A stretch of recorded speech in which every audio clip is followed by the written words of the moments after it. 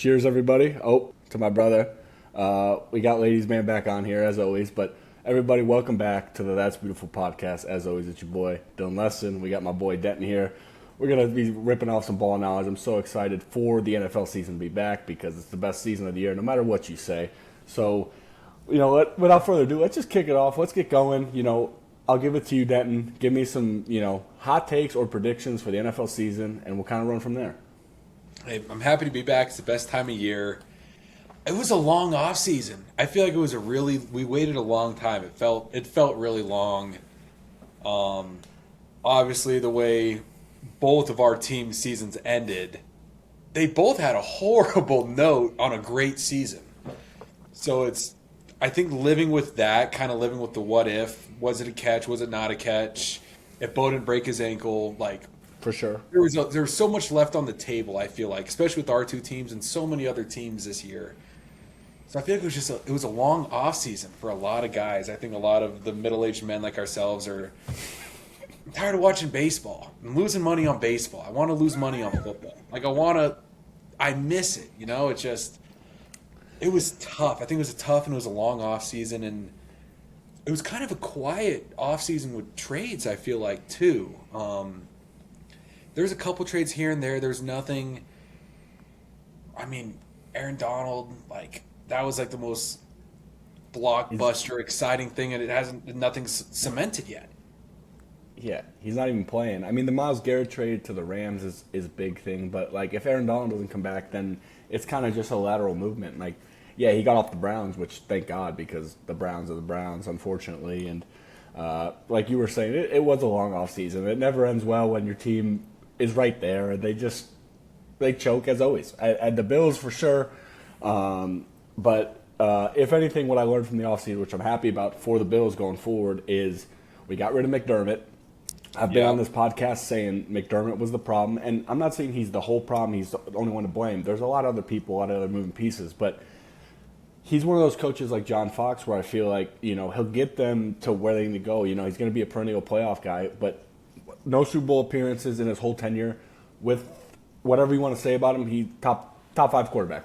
That's easy. That's not a debate. Josh Allen's top five. I think he's number one, but top five for pretty much everyone else. It's true. And then I think the biggest thing with the Bills that I'm excited about is the pickup of DJ Moore.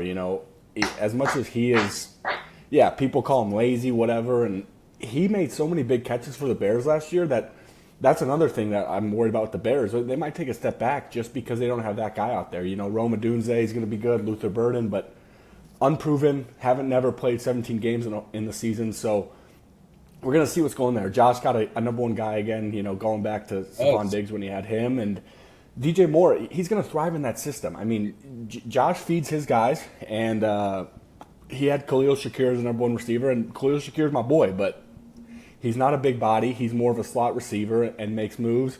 We got James Cook out there, which James Cook's a bully. I love James Cook.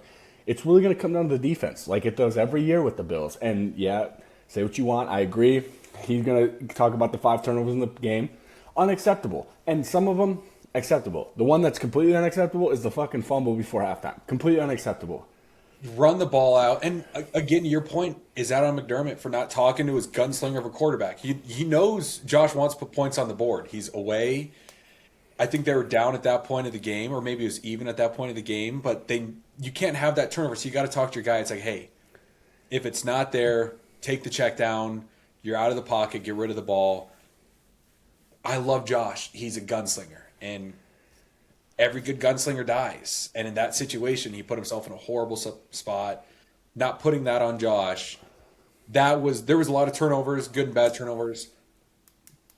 Rookie quarterbacks don't make that turnover, or they shouldn't. And Josh in that situation, in Denver's zone, in the south end zone, you can't give that up right there. It's unacceptable. Well, it reminded me of a lot of, I think it was his first playoff game, I want to say, Josh, when he was playing the Texans, and he did that same fucking, he tried to throw a behind the back, pitch to someone, and it fumbled, and they ended up losing that game. But that year, it was Josh Allen, this is his second year or whatever. They weren't that good. They weren't going to win the Super Bowl. But this year was I think that that turnover that we're talking about, that fumble, it led to the Broncos field goal, which put them up at halftime by 10 instead of 7, whatever it was, something around that. But those 3 points, they came down to the end of the game. It really mattered at the end of the game. So, I agree. You can't have that in that situation. But unfortunately, with Josh Allen, it's like you got to have that to have the beautiness and the dominance that he has. And I think what's his name, Joe Brady coming in is going to be a big step in the right direction. Offensive guy. The defense the scheme hasn't been there the last 5-10 years with McDermott. He sits back he runs too much of a hands off defense. Like, let's just let him get yards. And I'm like, I like that aggressive defense. That's why I'm a real big fan of Brian Flores, the Vikings DC, because he's always blitzing. He's aggressive, and say what you want. Yeah, it might kill you, but it's better than just sitting back and letting them get 10, 15 yards at a time, because you're getting 10, 15 yards at a time, 5 yards, you're eventually going to score a touchdown. So moving the chains right there. So I'm excited about that. I'm really excited to see where they go. And, of course, that division's weak. I mean, the Patriots, I think, are going to take a step back. I know Broncos lost to the Patriots in the AC Championship. Granted, backup quarterback. Thought he might have had it. Jared Stidham don't got it.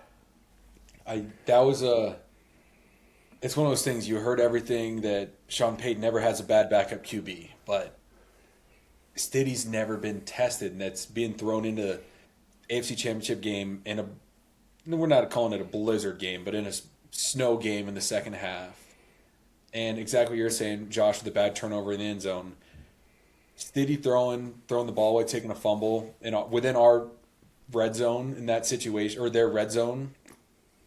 It's unacceptable mistakes, and it left you wanting more. It's one of those things that you wanted Stiddy to do well. And I'm on the board now. Get Ellinger. Get Sam in my QB2. Give me the hook'em. Put him in QB2. I've seen what I needed to see. Shit the bed in the biggest stage. I don't know how will you come off that in the preseason. He doesn't look great in the preseason. Give Sam a shot. That's where I stand on it right now. It was a horrible situation. It's Sweet Prince broke a bone, and you want more. It's what it leaves you with, wanting more. Well, it's like, you think about it, it's like the Broncos defense has always been a staple of why they're good.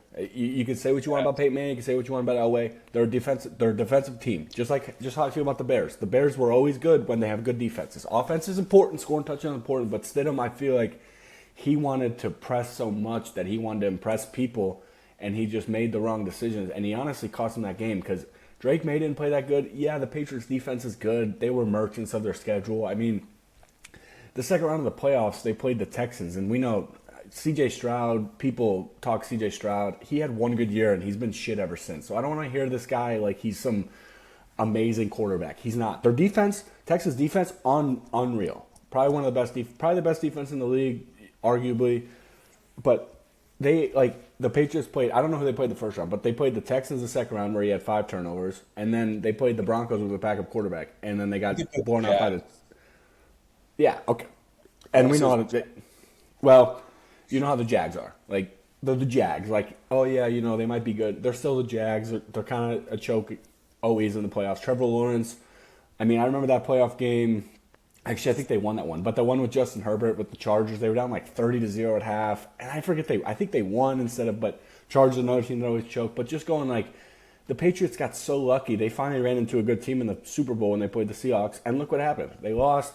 Congrats to Sam Darnold, by the way, which, people wrote him off. And I'm always happy to see redemption stories, Baker, all these quarterbacks. So you can make it happen. It just might not be your time right now. And we know how the Patriots are. That division's weak. So Bills, if they don't win that division, the coach is getting fired.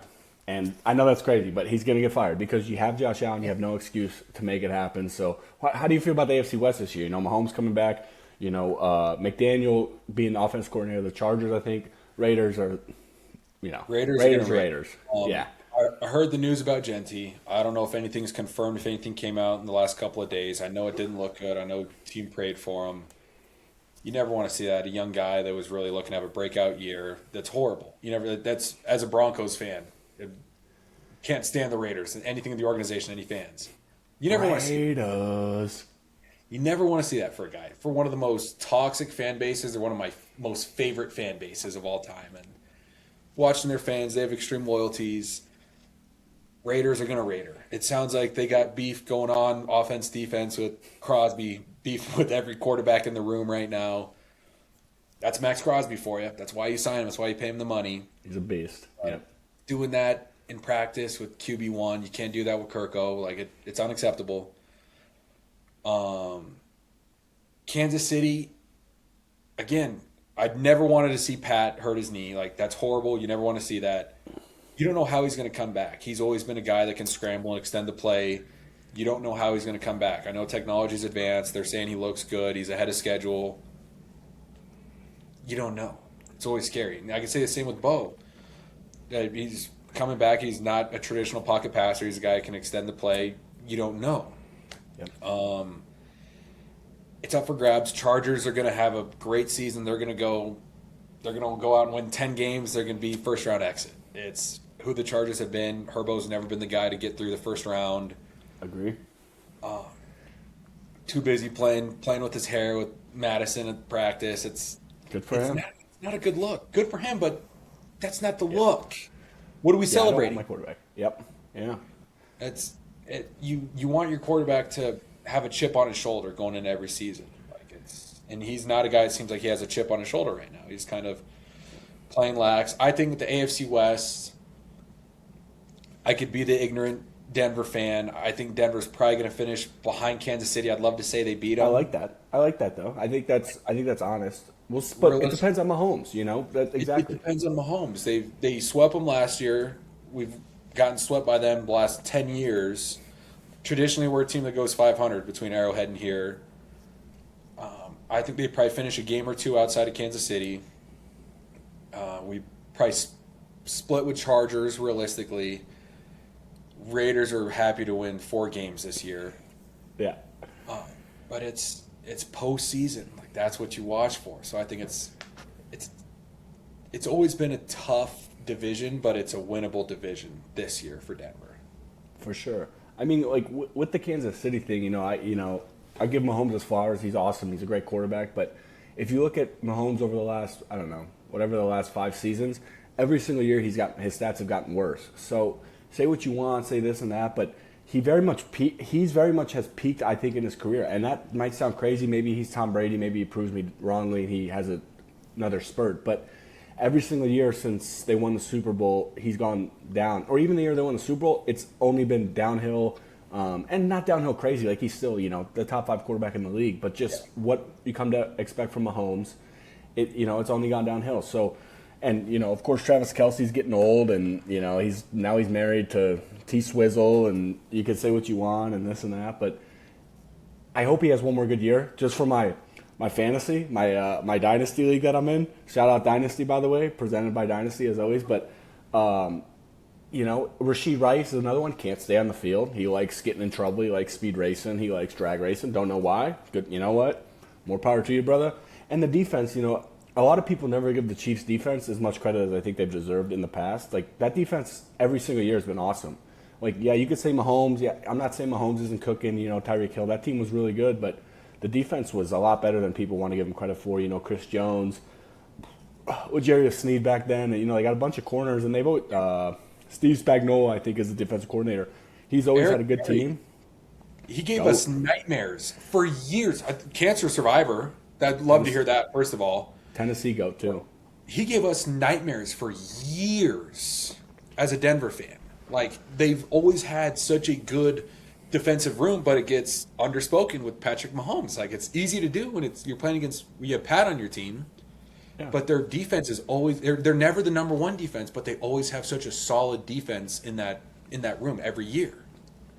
Yeah, I mean that's like I think I saw the stats like every year that they won the Super Bowl they had a top 10 defense. So say what you want, like Mahomes. I'm not arguing Mahomes isn't doing good. He won MVPs. He's won Super Bowls. Yeah, but the defense gets no love, and they should because a lot of these teams, the Seahawks, why do they win? Their defense. Yes, Sam Darnold even admits. He was on a podcast, I think, after the season, was like, yeah, I didn't honestly play that good, but my defense carried me. And it's like, so people need to, I know the game's getting offensive. We like seeing touchdowns. We like seeing, all that stuff. Defense is still as important as it ever has been. That's the reason teams are good. If you have a good offensive team, look at the Cowboys last year. Perfect example. Their offensive unit, especially the receivers, arguably is the best receiving room in the NFL. Yeah, you could say Jamar and T. Higgins, but I'd argue Jamar is better than CD, but I think George Pickens is better than T. Higgins. And no disrespect to T. Higgins, George Pickens is good. Yeah. So, and they allowed, and Matt Eberflus, yeah, thanks Bears. But they allowed the most points, and I don't think they didn't make the playoffs. Yeah. So you can say what you want. Oh, defense doesn't matter. Yeah, it does, because when your defense does that, and they let go of Micah Parsons and all that. That was a dumb move to begin with, but. Yeah, your offense can only carry you so far. The Bills have seen that. That's another perfect example. The Bills have seen that when their defense allowed a touchdown on or a field goal on a 13-point or 13-second left in the game. That was probably the year the Bills would have won the Super Bowl. Shoulda, woulda, coulda. Just like with the Broncos, shoulda, woulda, coulda. I hear you, but 13 seconds, bro. Like, come on. And it's sad that defense gets overlooked because I used to play QB and then I went to defense, and defense is important. So there's going to be a lot of teams this year. I don't think, I guess going off that, give me your Super Bowl. You can just go contenders, and then you can give me your Super Bowl pick. I don't think my argument is I don't think Seahawks going back to back. That's the first thing I'll just start with, and then we go from there. It's always tough to go back to back. It's tough to do. I think in the NFC, there's not the Giants as an organization, but there's giants. There's great teams. There's 50 feet of crud, and everybody else in the NFC. I will die on that. NFC it's such a one way. There's two teams that are going to compete realistically for the Super Bowl out of the NFC, Seattle and LA. It's how it's been. They're phenomenal teams. The AFC has always been a dogfight to me. AFC, going to be partial. You have my ponies. You have the Chiefs. You have Buffalo. And even the Jags. They can't get it done, but they're always there. They always have great seasons. They beat Denver. Like they have great teams. They have great moments. Like, I would love to say Houston is going to go on a run and win, but they don't have the quarterback to do it. I don't think they have the wide receiver core to do it. Agree. You need to have a complete team. You can have a great defense, but if you don't have a great wide receiver core, if you don't have a great running back room, you're not going to get it done. And that's what scares me with Denver is we're all our hands are in J.K. Dobbins staying healthy again this year. Yeah, J.K. Dobbins.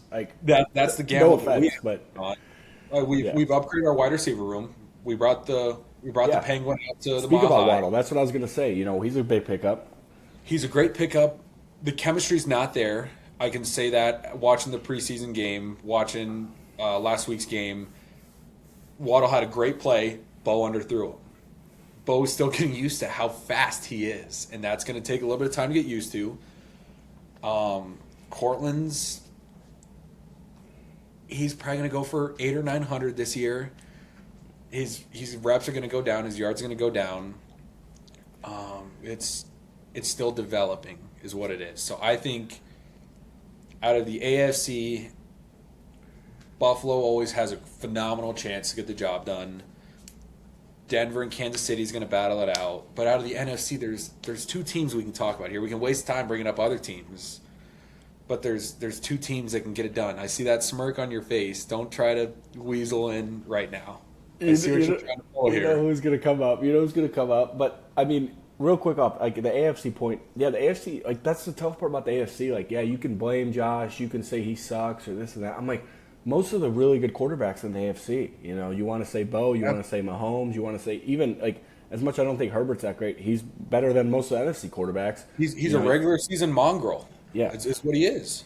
Burrow, I mean, that's another team. If they stay healthy, everyone talks about them. I'm not sold on them. Is there an update on Jamar? No, I haven't seen an update yet. I mean, he'll probably play. They all get hurt in the preseason, and they're just like, oh, I'll play. And I think he's going to play, but it's like Joe Burrow, they're like, oh, well, if he stays healthy. I'm like, he's only had 1 year where he's played every game. So, yeah, I'm not bagging on that. And they still have no O-line. They still have no defense. So, yeah, say what you want. And then you got Trevor Lawrence, like you said, with the Jags. It just there's so many good teams, especially quarterbacks in the AFC, and then the NFC, you go to the other side, it's like, yeah, the Rams, but Stafford's what, 30, 39? You know, I think He's still slinging it though. of course he's slinging it. Well, even if you want to bring up old quarterbacks, like, I don't know how they're going to do it, but if the Steelers somehow figure it out, you know, you never know, because Aaron Rodgers, yeah, well, there you go. Yeah, well, that's his take on Aaron Rodgers. The GOAT, by the way, the best quarterback to ever sling the ball. And not Tom Brady GOAT, but pure talent. Aaron Rodgers the GOAT. That's all I'll say. But like, yeah, the AFC is just so tough. You give me a Percocet Rodgers. He's the GOAT. Perky Rodgers is a top 2 quarterback all time. Dude, he's so like he's just, you know, he's a funny guy. He kind of does what he wants, and you know, we get on that, but whatever. But like you know, you didn't mention my team in the NFC. You got to mention the Chicago Bears. I'm not going to mention them. I'm not going to mention them. They don't belong in this conversation.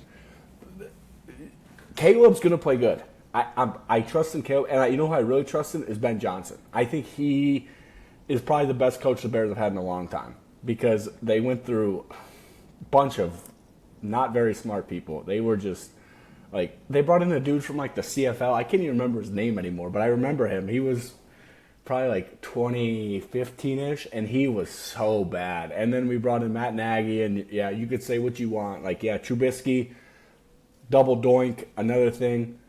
But Trubisky, bro, like, you could have had Mahomes. And unfortunately, what happened with Deshaun now, he blows, and I don't know where he went. But early in his career, when Deshaun was on the Texans, that dude was insane. Like, say what you want, he was cracked. And that's QB1. That's QB1 right now. Yeah, what do you think about that? You know, say what you want about Deshaun. Talk about his off the field antics. Yeah. Horrible. I'm gonna drop it there. Yeah. Talk about him walking off the field. Do you remember, was it 2 or 3 years ago he walked off the field and he got the bad look? There was 12 guys on the field. He knew that there was no play. He knew that they're better off kicking it. He knew that to walk off, the optic on it was really bad. And then you go in after the preseason game and you're sitting there fixing your earrings, you're talking to the press, you're making sure you look pretty, and they give him QB1 over Shadur. I mean, they're paying him the money. Like, I get it. Like, you want to see your money's worth, but you have a young man still on his rookie contract who has done great. He's done good things for you. He's looked good. Yeah. It's still the Browns organization at the end of the day. Right there. Yeah. They bring in so much talent, and you can go back to like the Manziel era. You bring in these guys and they ruin quarterbacks. Statistically, they've ruined quarterbacks. So yeah, I mean, Baker, look at him. He's successful now. Like, he's playing Baker great. went to Carolina, got cut from Carolina, got flown all the way across the country and won a game and revived his career in LA. Beautiful. Like, you just need out of anything to do with the Browns. Anything brown and orange, you need out to have any chance to have success, is how I see few quarterbacks. They named Deshaun number 1. I get you have all this money invested in them. At what point do you cut ties? Like, Denver last year, you know who their number 1 player was, pay-wise, on the team last year? Russell the Muscle, baby. Broncos country.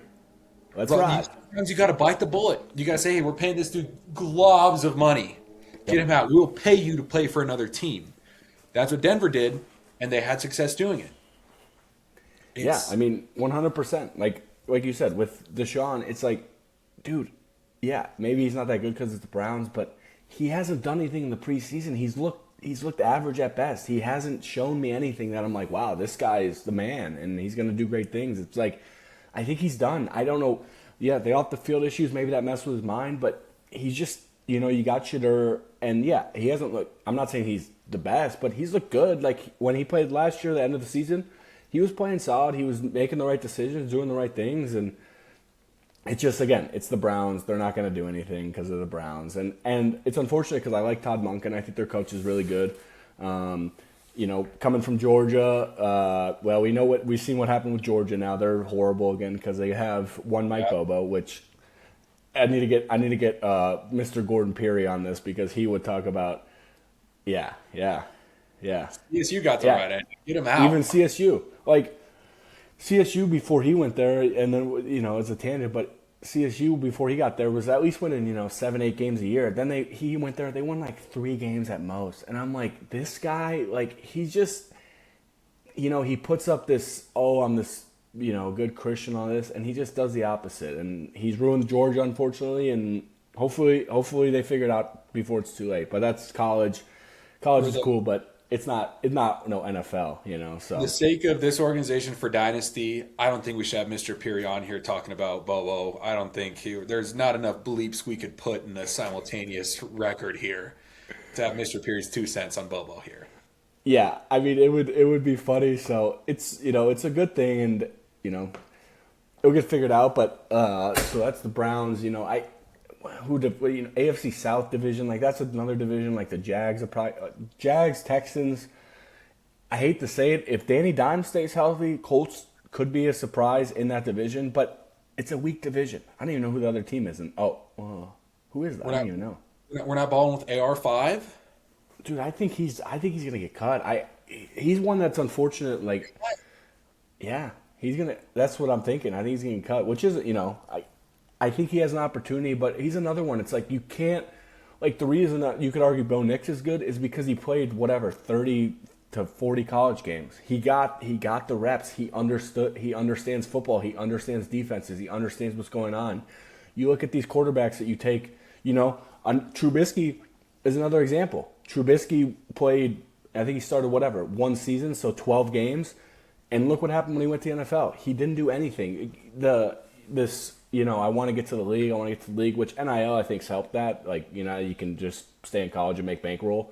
But getting experience, getting reps every single day, no matter who it's against, is better than sitting on the bench and learning. Like, you will always learn more from playing, and that's why I think Bo Nix has had success in the league. Of course, Sean Payton's helped, and Broncos are going to be, good. It's good to see them. It's one of those teams that, like, just like the Bears, people, you want those teams to be good. It's like, Raiders fans will say we want the Raiders good. The NFL's better when the Raiders are good. The Raiders have been good since the dad died. R.I.P. Al Davis.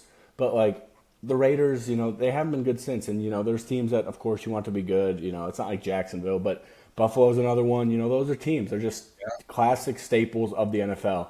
And what my prediction is going to be, though, my bold prediction while I'm thinking about it is Bears have never had a 4,000-yard passer in their history, by the way. And that's since they're one of the original 4 teams, I think, or 6 teams. They were the Decatur Staleys. Never had a 4,000-yard passer in the NFL. Horrible. The only team that's never had a 4,000-yard passer. Caleb surpassed that this year.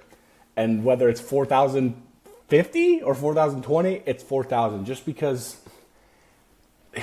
he's got to be the one to do it. Because if he can't get over 4,000, it's GG's.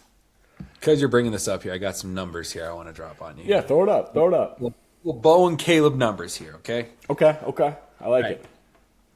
In their first 2 seasons, okay? Passing touchdowns. Caleb Williams has 47. Bo with 54. Okay.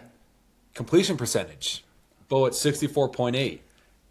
I will say this, and his wide receiver core led the league in dropped passes. Caleb Williams Bo did? Bo's wide receiver core led the league in drop passes. Okay. Passer rating, neck and neck, 95 and 89, neck and neck. Completions, Bo's got 764 completions, Caleb's got 681. The numbers don't lie to you here, Dylan. Like, total tugs. Bo with 63, Caleb with 50. Sacks taken. Blame the O-line. Blame who you want. It's a little bit of both. Bo has 46 sacks taken. You know how many your man has? He probably his first year he probably had about 40 taken. So it probably like 60. He's got 93 sacks taken. Yeah. Listen. You just can't take those. He had Matt Eberflus his first year, bro. And we saw what Matt Eberflus did. Like, Matt Eberflus set the Bears organization back. I will give you that. Agree. It didn't help. Bo Nix going to Sean Payton, I think, has also really helped his career. Just like a lot of quarterbacks. A lot of it comes down to your coach. Like, people don't want to give credit to that, but I'm like, Dude, you look at these quarterbacks that succeed in the NFL early, it's because they have a good coach or they have a competent coach. Trevor Lawrence struggled when Urban Meyer was the coach. I'm not saying he's this world beater right now, but he's a lot better than when Urban Meyer was there, you know. He definitely is developed. So But yeah, if you're going off numbers, I agree. Bo, you could say Bo's better, but I didn't argue that. I was arguing that Caleb could have 4,000 passing yards, and I don't think he gets it done. the thing with the Bears that I also argue, They lost wide receiver 1 last year. How are you going to say he goes up in numbers? agree, but Colston Loveland's in the second year. I think I want to say he's the best. He's going to be. I know he's a tight end, but he's going to be the best receiver on that team. I think he's really talented. And again, you know, everyone's like Roma Dunze, we've seen that, but everyone's talking about this Luther Burden guy, and you know, I hope he succeeds because that's the Bears fan. Timeout. Okay, go ahead. Timeout. If you're saying he's going to throw for 4,000 yards this year, and you're in the same breath are going to say his wide receiver wants his tight end, He's more of a receiver. He's like Travis Kelce. what are we doing? He's like Travis No, Kelce. what are we doing? For sure. I mean, I hear you. I hear you. I understand where your point is. I'm not arguing against that. But like, you know, A lot of things have to go right for a 4,000-yard season for Caleb. Am I going to say it's impossible? No. Am I going to say it's a reach for the stars? He might be reaching for the stratosphere. Maybe not the stars, but he's got to step up. He has those big moments. I will give it to Caleb. As big of a Caleb hater as I am, he has moments where he looks like a top 5 quarterback in the league. And then he has his other 85% of what he does. Well, I do agree with that point. Like, you know, the spectacular moments, the clutch moments, he's All up world. there with all world. But it's the simple, you know, normal plays that it's like you got to make better decisions. And I know Ben Johnson harps on that all the time. It's like, yeah, you know, he made a lot of the 2 Packers plays he made were insane. Even the play against the Rams, yeah, he choked at that was I mean, That was clean. That was clean. that was clean, bro. I was, you know, no matter what it is, it's like I'm so happy to see the Bears do good. And, you know, oh, you can say I'm a Bills fan. I'm a Josh Allen fan. If Josh Allen goes to the fucking Raiders, go Raiders. You know, as unfortunate as it would be, like, Bills are the Bills. I like Josh Allen. It's like anything. So Bears will always be my team, but it was so good to see him at least be competent last year and compete in these games because so many times I'm like, what are you guys doing over the years? Like the double doink year. I mean, yeah, we talk about that, and there's a lot of other moments. You know, we had Rex Grossman, and we lost to Peyton Manning in the Super Bowl. If they have Jay Cutler, they probably win that Super Bowl. Jay Cutler. So Hey, he's a gunslinger, though. He's one of the OG gunslingers of that era. I rock with Jay Cutler. Era. People bag on him. I rock with. I think he's cool, bro. Like you don't like him because he kind of is weird and does his own thing. But it's like he was slinging that thing. He got this little thing right here. This little. He does. So I think Jay Cutler was the Baker Mayfield 15 years prior. yeah, He was a dude that he'll run the ball. People forget The story about- when Jay Cutler was running downhill, he's not sliding. He's putting a shoulder down. And Yeah. Jay Cutler is a big dude. That's a Vanderbilt product right there. He's a Straight up big Tennessee. dude. Yeah, I mean, well, that's another point. Even going back to Josh Allen, I'm thinking about like a lot of the things with like why he's so special is because he runs and he doesn't get down. Like, unfortunately, he's and knock on wood, he's been healthy his whole career, Josh. Like, he's never really gotten super hurt. So you just gotta let him run. You have to let him because that's what makes him special. No matter what you want to say, like that's why he's special. Is because he does that dumb shit sometimes and he runs around, but. If he puts a shoulder into you, he's a defensive end playing QB. He's a big boy. Yeah. I think I say what you want about Josh Allen. I'm not the biggest Josh Allen guy in the room. I think he's a great quarterback. Josh Allen will do whatever he needs to do in order to win a game, and I think sometimes that has been his caveat. For sure. We can go back to him scrambling, and when you shouldn't have scrambled, give up a bad fumble. It burns in him to go win a ball game. I will give him that. I think Josh Allen is the number 1 quarterback in the league that will put his life on the line on every play to go out and win a game. I will not argue with you on that. Josh Allen is a dude that he's a defensive end that gets to throw the football. He is a specimen of a human, and he will put his shoulder down. He wants to go out and win games. Yeah, like, and shout out University of Wyoming, go Pokes. But yeah, that's the thing with him. It's like, and so going off that, who do you think's going to win MVP, and who's your dark horse? Give me Vandy. Yeah, I'll give you Vandy. MVP. It isn't a quarterback award. Statistically, it's always been a quarterback award. There's a lot of guys that I think K9 getting Super Bowl MVP as a running back, I think that shows worlds that the world is developing a little bit, knowing anybody can win it. It's never going to be a defensive guy. Unfortunately. It's not how it is. It's the day and age. It's an offensive-based game. It's not meant to be somebody who plays on that side of the ball. It pains me to say it. I think Mahomes is going to have a great comeback here, and he's going to do what Mahomes does, and more than likely he's going to receive that award. And it's deserving. I won't be upset at it if he does get the job done. I don't know if he's eligible for comeback player of the year. I think so. I think Is that's how he? it works. Yeah, I think. Okay. I mean, so he could win both, but like if he wins MVP, they should give comeback player of the year to somebody else. They should show it to somebody else. A dark horse. Dark horses are tough because it can really go to anybody. What about your boy Bo Nix, bro? Well, what about him? If they win the division, he gets it maybe. Bo has a lot to prove in order to be an MVP. Is one of the scary things because Denver's never had a good media presence in the last 3 years. Denver's always a team that's gotten a lot of hate for unnecessary reasons. So, as a fan, I'd love to say it's Bo as a dark horse, but I just know realistically where the voting lies and who's going to show love where. He should get it done. I think he'll probably fall short of it, unfortunately.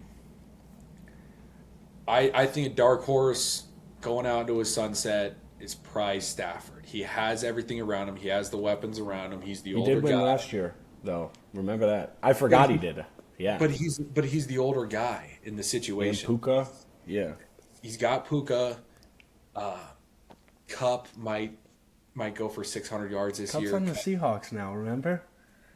Clip that chat. Cut that Clip chat. that. I know. But Kupp was a boat. But people forget, like 4 years ago, he was amazing. He was a 1 year mongrel. He was a 1 or 2 year mongrel. Yeah, unfortunately. I think you give me Stafford as the previous winner. Give me him as a dark horse because he's a guy that's underappreciated in the media. His wife says whatever on talk shows. He's a dude I would like to see get it done back to back. Yeah, I like that pick. Of course, for MVP, I got to go with my boy. Because he could go, again, I think last year the biggest issue with the Bills was he didn't have that big receiver that he could go to in situations where he really needed it. Say, like everyone talks about Kincaid, and I'm like, I'm not a Kincaid guy at all. I don't think he's that good. I think he's overrated. I honestly like Dawson Knox more. Yeah, Dawson Knox is always – and Josh and Dawson Knox are close. They go on fishing trips. They go golfing all the time. So it's like that's your boy. You're going to throw to your boy no matter what. But, again, getting DJ Moore, as much as people said, oh, he cut that route short or it's his fault for the pick, I'm like, okay, bro, let's pump the brakes. He made the biggest plays of that whole season all year. So getting in there and a new change of scenery is always good for you. You're always going to play harder or whatever, just have the opportunity to show out. So it's a big opportunity for him this year. He's got, again, arguably the best quarterback in the league thrown to him. Caleb's really good, but he's not Josh Allen. So that, and then dark horse, man, this might be crazy. Let's go Trevor Lawrence, just because why not? Why not? I'm not a huge Trevor Lawrence guy, but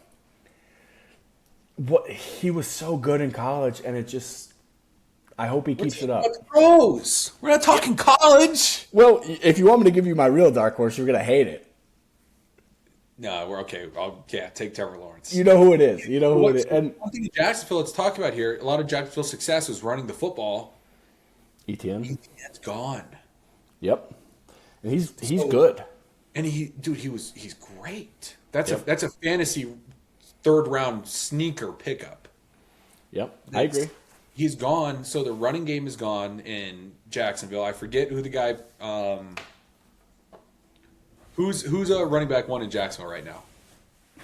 Dude, I couldn't even tell you that. That's the problem. Yabunte? Oh, Booty? No. Yeah, I No. know it is like some yeah. Dude, that's like I don't know, That's the thing.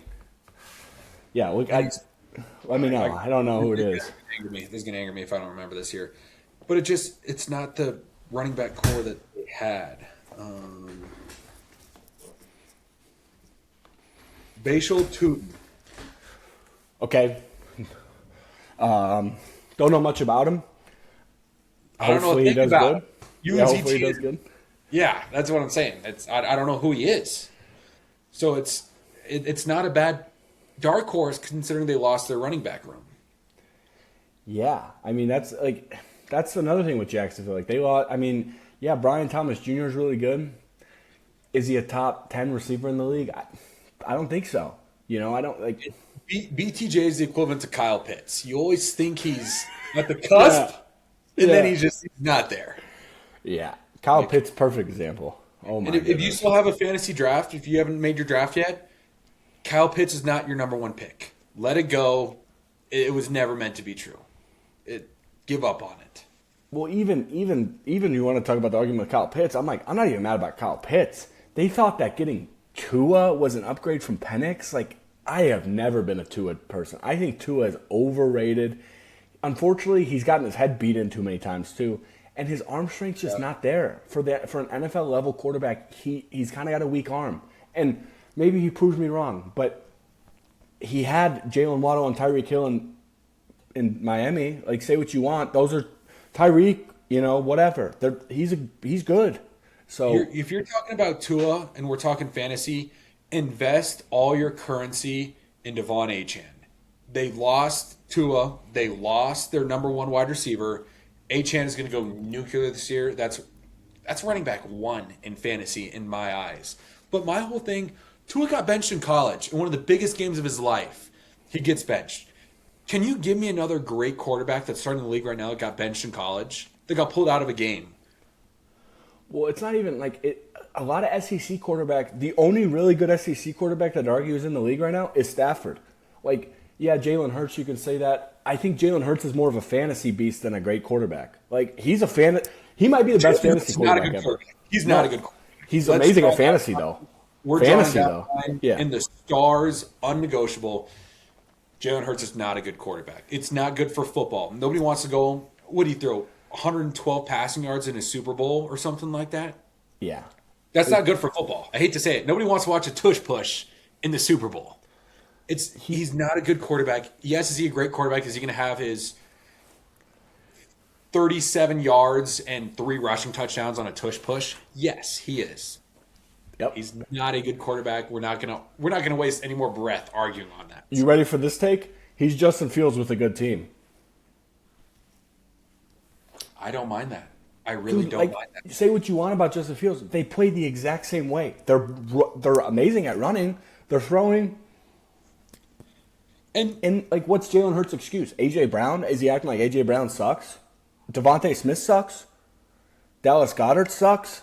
He had A.J. and what's horrible? Saquon? I apologize to A.J. Brown. His best years of his career were wasted in Philly with that. Should have stayed in Tennessee. His frustration. Reading the book on the sideline, do I agree? No. Do I see your frustration day in and day out? 110%. But now he went to the Patriots. And what's he going to do over there? Like, he's out of his prime. Like, Kayshon Boutte is gone. Yeah. Like, he's wide receiver one there, but he's out of his prime. It was wasted. Like, Drake, I get everyone's hyping him up. He went to the Super Bowl last year. I'm not sold on him yet. I'm not. I think Mike Vrabel's an awesome coach. That helps a lot. Besides passionate, he loves the game. Loves whatever he's doing. Like whatever, right? Say what you want about that too. But it's like he's a good coach. No matter what you want to say about him, he's a great coach, and he's passionate. He is. You could go even. There's a lot. The Dolphins got Malik Willis. He's unproven. Yeah, Achane's going to be good, but Malik Willis, is he going to be Brock Osweiler 2.0? Started whatever, 6 games, looked good, and then got, $500 million and living life. Like, hey, bro, get your money. That's not my argument at all. Good for you, bro. You should do that. But, Yes. like, he's unproven. You saw what he did on the Titans. He got cut for Cam Ward, and Tennessee Titans fans might get mad at me, but he hasn't looked good in the preseason again. So what's his excuse? Not at all. Like, what's his excuse? Ryan Tannehill looked good. And yeah, he had A.J. Brown. Yeah, he had Derrick Henry. But doesn't matter, Yeah. I mean, you can look at – the tough thing about the going back to the Bears division, though, is like, they got the Lions, who are always going to be consistent. Jahmyr Gibbs is really good. They got, of course, Amon-Ra. Dan Campbell's a man. I love Dan Campbell. I think he's great. He's a great coach. Cool dude. But unfortunately, you saw what happened last year when they lost their offense coordinator. They didn't do much. They were kind of. Are you worried about the Lions? Since we're talking it, like they lost Sonic and Knuckles, like they lost the number 1 running back duo in the league, par none, and you lose a big piece. That yes, you still have the speedster, the younger guy, but you lose the guy you can put in on 3rd and 4. It's going to run through somebody, and yeah. I think that brings a significant step back. Yes, you still have Amon-Ra. You need to move the rock. You need to play with that. I'm not calling him a fullback, but you need to have somebody that runs angry and is a big dude. And you lose that by letting him go to Houston, I think. Yep, you're right. And as much as people want to say, again, running backs are underappreciated, underpaid, I agree.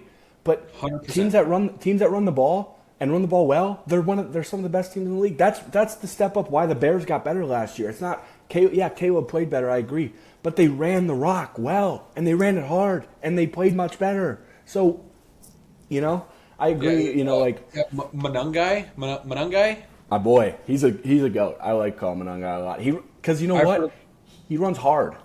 I've seen his stock rise this year. I've seen his stock rise significantly this year. I will give him that. He just runs hard, like he runs angry, and unfortunately that doesn't last for a long time. Kind of how I feel about Cam Scattaboo. Isaiah Pacheco runs angry. What's he doing now? He's on the Lions, I think, actually. I think that's where he went. He ain't in Kansas City. Yeah, exactly. And Kansas City got Kenneth Walker, and as much as I think Kenneth Walker's really good, he's Super Bowl MVP, I think he needs that second back that takes a lot of the load off him. I don't think he's going to be an every down back for you. Now, Charbonnet did that for him in Seattle, and now he doesn't have that. And I love K9. I've seen nothing but negative news about K9 in the media. Starting fights in practice, thinking he took a late hit, he's throwing a ball, throwing a double leg, tackling somebody. Like, I get it's hot outside. Like, I get Kansas City's not a cold state, but you're tackling your teammates right now. Like, you're the Super Bowl MVP. Like, you're the guy. Everyone knows you're the guy. And that's your welcome to the team moment. Yeah, I mean, it's like things like that. Like, you can't have those bad, like, you can have one of the team cancers, quote unquote, but like, eventually it's going to wear on you. A lot of football is, do I like playing for the guy next to me? Do I like the O-lineman? Do I like my team? Because, like, basketball, it don't matter if you don't like them, because you can carry. You can truly carry. Yeah. Football, it's like, no, I need my team to play good, or else we're going to not be good. So, that's another nervous thing about that. Yeah, but going back to what we were talking about, the NFC North, it's like, we got the Vikings, we got the Lions, we got the Packers. I always think the Packers are going to be the biggest obstacle. Micah Parsons coming back healthy. They were a completely different team without him, and no doubt, because he's another one. He's a monster. He's an absolute monster. I don't think I'm not a Jordan Love guy. I think he's extremely overrated. Everyone hypes him up like he's some goat. I think he's okay. I think he's good. I don't think he's great. And there's nothing wrong with being good. It's not a diss or anything. And then you got the Vikings. You got Justin Jefferson out there. You got Kyler, but once COD comes out, it might be GG's for him, because it's a really good COD, by the way, guys. So we know, let's talk. We know how that's always been for him. We know it's been a problem. We've seen his gamer tags on late at night, the day before a big game. Like, he's a kid, and it's one of those things. Like, you want to blame guys. You want to be like, dude, what are you doing? They're kids. Like, we're sitting here talking shit, having a beer. They're our age. Yep. Or they're our age doing this right now. Like, yes, they're going to go play video games. Yes, there's the guys that want to go to the clubs. Yes, you have the older, developed guys in their 30s that are staying home with the wife and kids in Beverly Hills. But they're kids that you, like, look at this sometimes. Like, I always saw that in college. Like, oh, like, these guys are my age. Like, that's crazy. And you look at it now, it's like, I'm older than half these guys. And so Yeah. you want to blame them. You want to be like, what are you doing playing the COD? Like, they have an outside life, but Kyler Murray and COD, that's always been his downfall. Say what you want about his height, COD has been his downfall. Well, I mean, I saw a clip from, I think it was 2 days ago at practice, and literally he told the coach, I couldn't see over the O-line. Like, dude, I don't want my quarterback saying that even if he can't. Like, and my biggest thing with Kyler that I've always said, and he's always been an amazing quarterback. He's been the best quarterback throughout high school. You always heard about him. College he was really good. And I think when he got to the NFL, he thought he could still just live off being this amazing quarterback and doing easy things. But again, dude, all these players in the NFL are their best players in college, are these superstars. So you got to put in the time, you got to put in the effort, you got to get in the film room, you got to get with your receivers, you got to put in the extra effort. And yeah, high school you don't need to, because if you're naturally blessed, you're good. Even college, look at Jamarcus Russell, first overall pick. How did he do? Johnny Manziel, all these dudes. It's like, when you're just that good, it's tough to be like, yeah, I got to actually take a step back and put in the work. So we'll see on him. I think JJ's probably done. I hate to say it because he's from Illinois, but 9, yeah. 9? Well, JJ was never the guy. I loved him at Michigan. There's he threw it products 12 times in the national championship. Another one, like Sam Darnold. He threw it 12 times. No matter what you want to say, he threw it 12 times in the biggest step under the NFL. So if that's not, and he had a great coach. It's not like Jim Harbaugh is now, of course, the coach at Chargers. So it's not like he has any excuse to not be good. He had the opportunities. He had all that to do, and he just hasn't panned out. And then, so the Vikings, their defense is going to be good. I'm not, Justin Jefferson's a beast, but we'll see how they are. Everyone always hypes them up. They're going to be good this year. Just like, you could say the same thing, Bears fans saying the same thing, but the Bears still have a system in place, the same quarterback, the same thing. Kyler's new. He's getting back, the Lions lost Jahmyr Gibbs. Yeah, David Montgomery. And the Packers are only one because their defense is really good. I think Tucker Kraft, it doesn't get any love. Probably the second or third best tight end in the league behind my boy Trey McBride. Stand up, CSU. GOAT, by the way. Shout out Trey McBride. You're a beast, bro. So, yeah. It's a different game that they're playing now. It's different. You can't have talent and win games. You have to have a cohesive unit, and you have to have every piece in order to contend in the playoffs. You see all these guys that, you're harping on, they have all this talent, and they kind of ride on talent to kind of get them through the NFL, and that it doesn't work. There's no guy in the NFL just flat out talent. Like, you see all these guys that are out grinding, like they're getting these multi-million-dollar checks in the mail every month, and they're still out putting in the work. Yeah. It's what you need to see. We're not watching baseball where someone's just a high school prodigy and is just naturally God gifted and is still competing. That's the beautiful thing about football. Like, it truly is a team game. Like, basketball's another one. Like, dude, you don't, like, people like, they don't work that hard. Like, James Harden, you can say what he wants. He's still, one of the top 75 best players ever. So, yeah, you don't have to work. He's a foul baiter.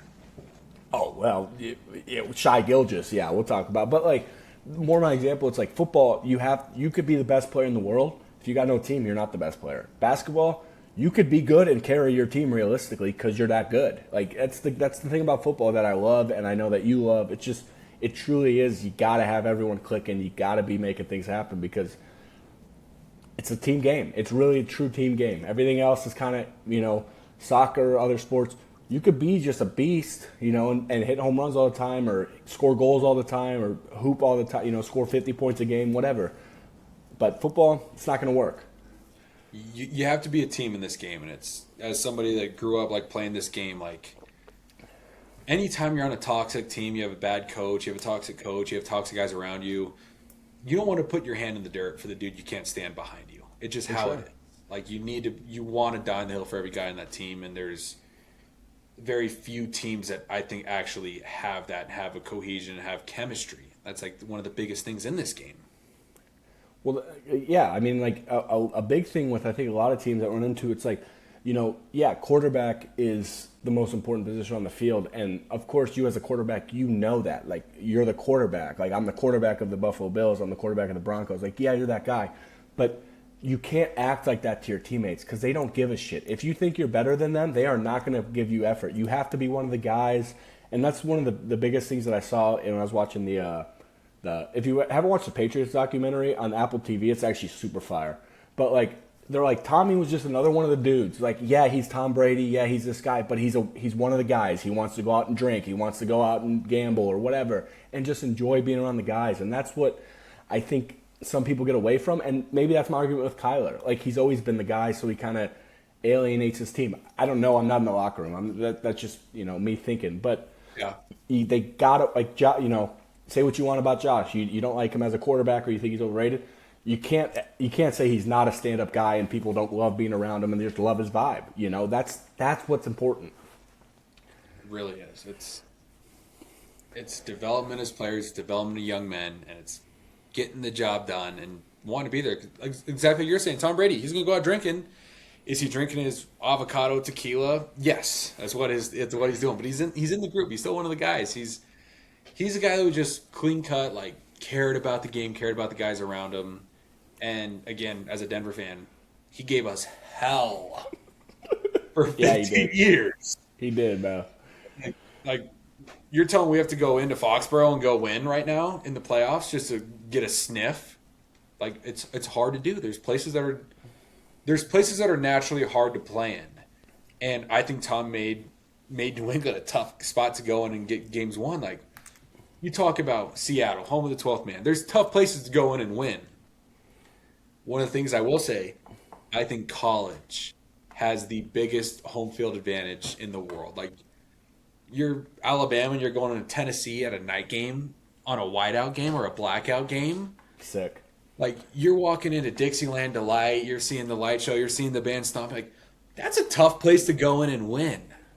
It's funny that Dixieland Delight is Tennessee's song because it's made by Alabama. Like, and it should be Alabama's song. But look what Tennessee did with it, though. Hey, Rocky Top, baby. Go volunteers for my Tennessee viewers out there because we're back. But yeah, I mean, shit, we could do a quick little scoop about college. I mean, I got to talk about SMU. I know I'm biased towards them, but no doubt they're a good team. Like I could be biased and they'll be good. I think they're going to win the ACC this year. I think Miami is going to take a step back. As much as I didn't like Carson Beck, he actually impressed me a lot last year. And they lost Ruben Bain, who is a monster. So that's another. Yeah. SMU, their only problem is if their quarterback has to play in the cold. Shout out to when I was at the Penn State game. He threw 2 pick sixes and had a fumble for a touchdown.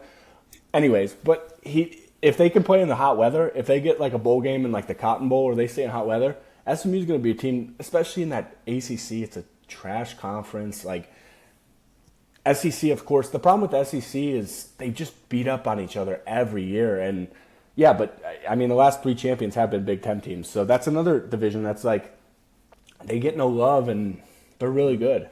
It's tough to go play SEC football because you're getting out of chemistry and all of a sudden you have Texas tonight. Like it's tough things. And like you're saying, playing in the cold, like guys like struggle to adapt. Like look at Teddy Two Gloves. Yeah. Playing in Louisiana, he couldn't hold on to the football. It was so cold, so he started playing with the second glove. It's tough to go play in those elements. That's one of the things that doesn't get enough love. I mean, here we go. You want to shout out my cousin. Talking about weak Colorado people. We play in all sorts of weather in Colorado. Football is football. You Florida people, you Texas people, y'all soft. You can't play in any cold weather. You get scared and then you fumble and crumple. So don't be talking about that. I mean, besides the Buffaloes, which I got nothing to say about the Buffalo. I'm not going to bring up that thing. If you've watched the video, you guys know the Buffaloes might go 0-13. It's tough. All right, so since we're talking football here, there's a lot of changes. Everybody wants to host a Super Bowl, so everyone's going to a dome. But Christmas game, you get the snow, you get the weather. As a football addict, kid who played football his whole career, does that make you kind of sad to see the dome come into play more? Because you get into December, November, December, we practice in the snow. We played football in the snow. Like, you would take a mediocre hit and you'd have a stinger in your shoulder. Like, it hurts to go play in the cold. So is it one of the things that makes you a little sad to see that all these teams, like Denver's talking about building the dome now so we can host a Super Bowl?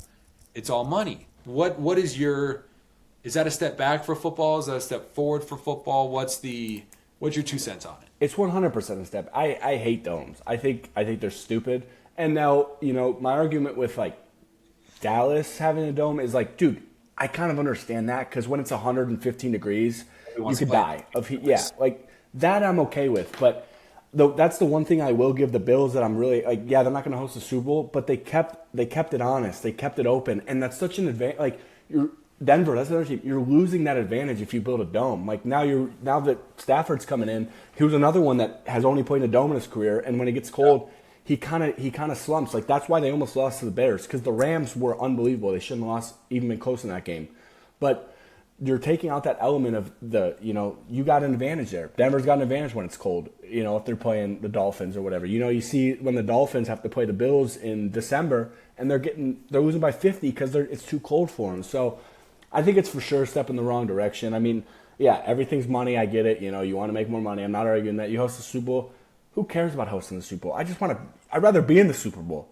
Oh, we're going to host the Super Bowl, but the Broncos aren't in the Super Bowl, or we're going to host the Super Bowl and the Bills aren't in the Super Bowl? Who cares? Because guess what? If you win the Super Bowl, you're going to make so much money off of that anyway that you might as well keep that advantage going. So that's one of my biggest problems with the Titans' new stadium.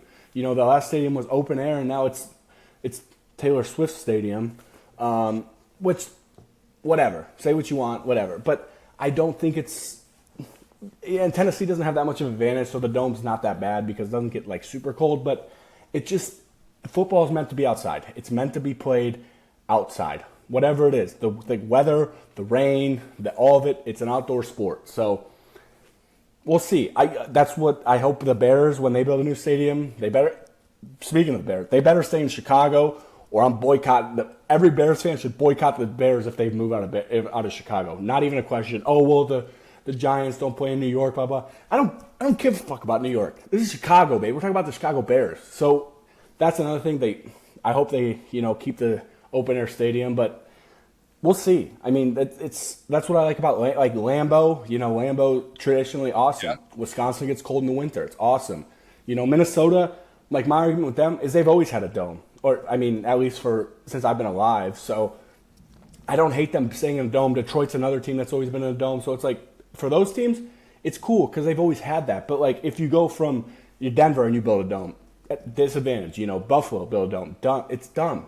So it's chasing a Super Bowl is what it is. Like because you just want to host it is all it is. It seems to me like you look at these MLB games and you see MLB games inside of a dome now, and you're like, dude, like I want to watch the moon ball fall into the river. Like that's what I want to watch.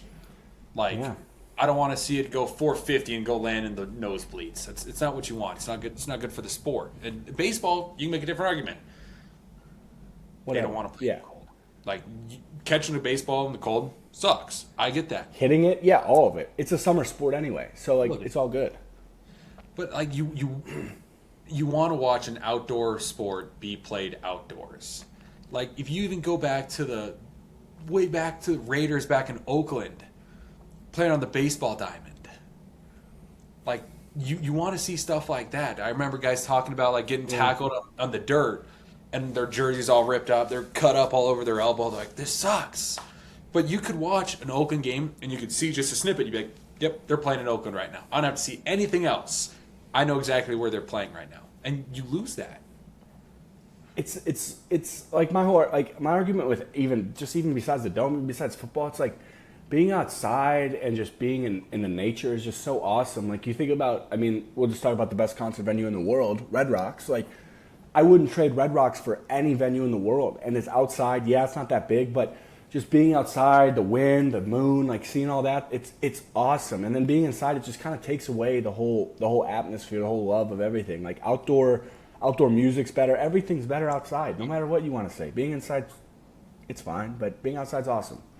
Get outside, touch some grass, breathe some real air. That's what it Hey, is. no doubt. Touch grass, hug trees, all that stuff. It's good for you no matter what it sounds like. It truly is good for you.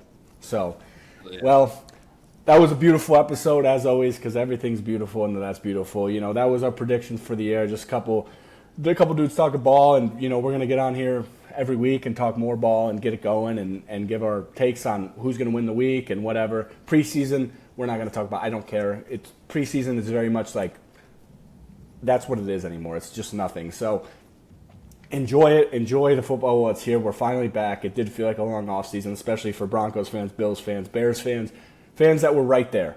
And we're just going to keep bringing the content. This is the number one sports talk page in the world. It's going to be. And just appreciate you being here, Denton, as always, bro. And That's Beautiful. And thanks again. Thank you for having me. Always, bro.